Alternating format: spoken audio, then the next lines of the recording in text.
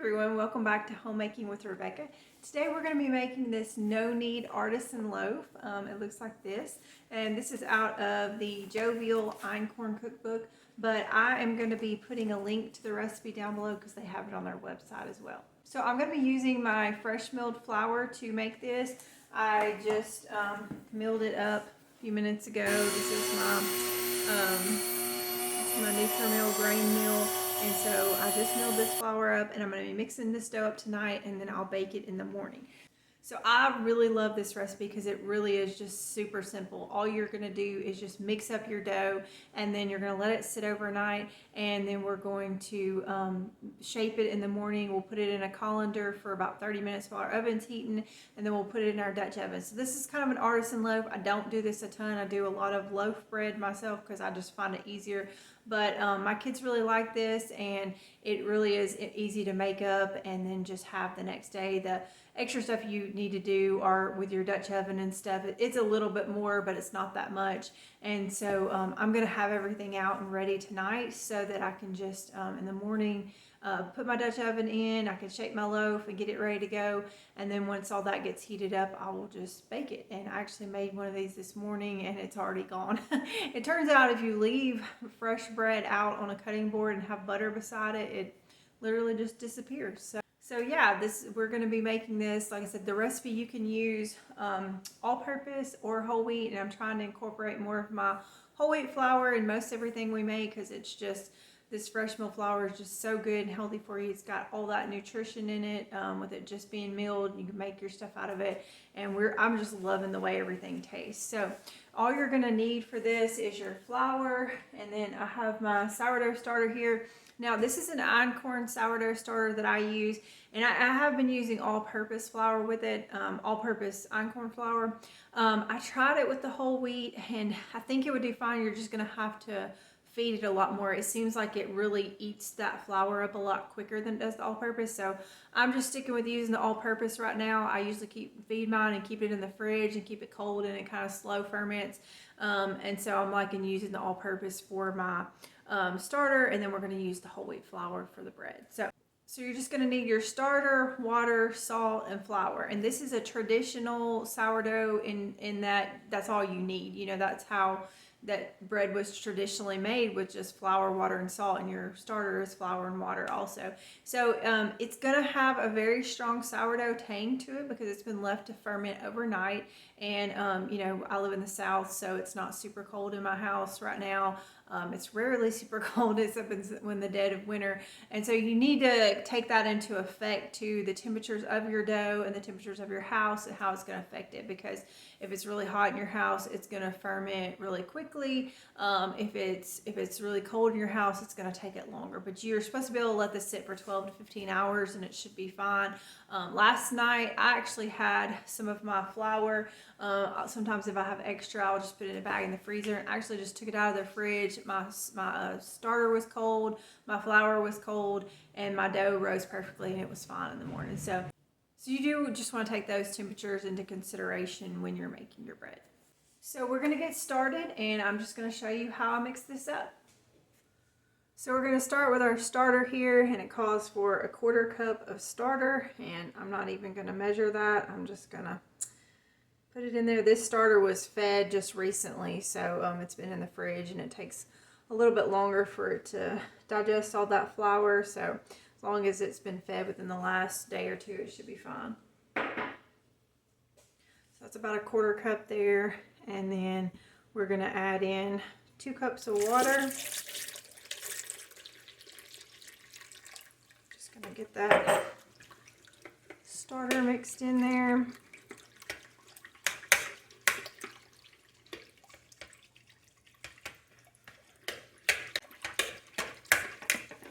And then I'm just going to start adding my flour. So it says 6 cups of all-purpose and 7 1/4 cups of whole grain. So we're just going to start with 6 and then kind of go from there. 2, 3, 4, 5,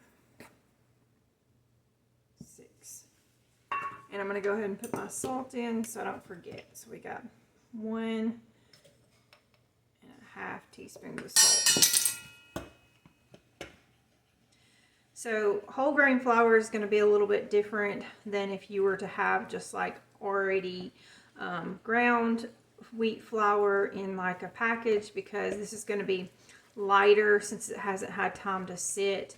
So, you know, as with any type of baked good, you want to follow the directions, but you're also going to be different with the moisture in your air or, you know, your flour that you're using. And so you just kind of want to get a feel for it to kind of see what it's going to do and how it's going to work for you. So I can see that that's still pretty loose. So we're probably going to go ahead and do about another cup or so. We'll do about 3/4 a cup, see how that does.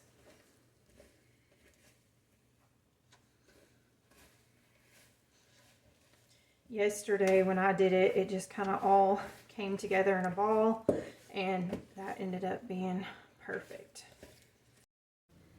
So I'm just going to put the lid on here. I'm going to let that sit overnight.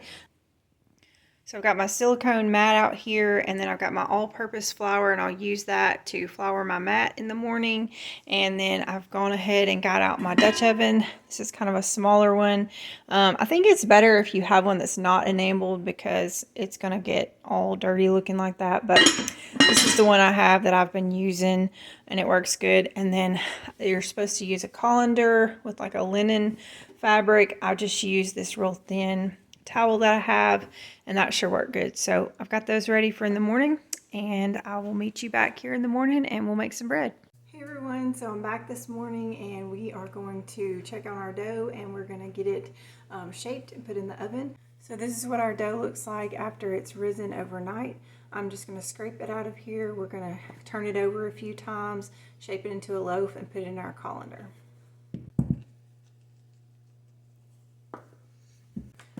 My dough scraper here, that's going to help because it'll still be a little bit sticky. You see all those nice bubbles in there.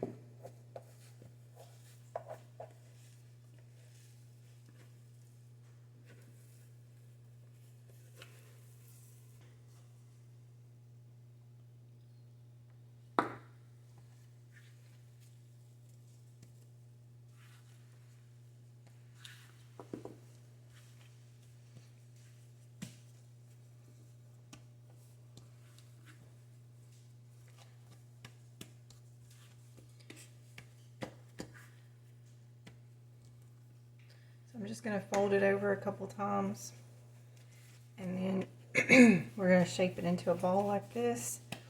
Just kind of tuck it, get it tight as we can.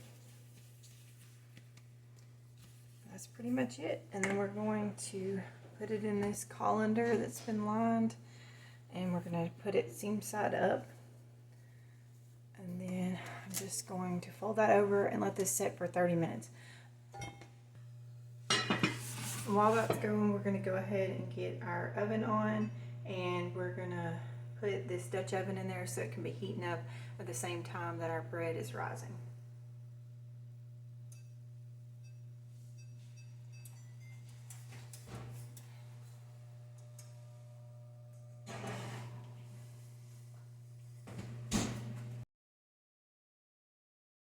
So now that our Dutch oven is heated up and our bread is risen for 30 minutes, we're going to take our Dutch oven out of the oven. We're going to open it up, and then we're going to put our bread in there. So you want to be really careful because this Dutch oven is really hot.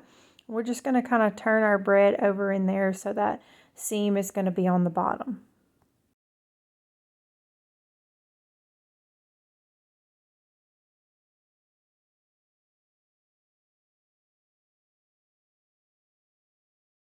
So now we're just going to shake the Dutch oven a little bit to kind of move the bread in the center. We're going to put our lid on it, and I'm just going to put that back in the oven, and it's going to cook for about 40 minutes with the lid on, and it should be done after that. If you want this to be a little more brown on the top, you can take the lid off and cook it for a few more minutes, but I find mine is nice and browned after 40 minutes.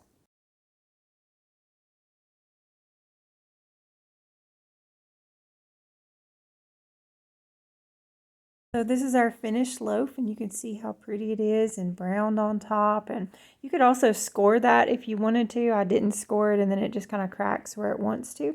But it's all finished. We're going to let it cool and then we're going to cut it up and enjoy it. Thanks so much for watching this video. If you want the recipe, you can look for that in the description below. And don't forget to like and subscribe.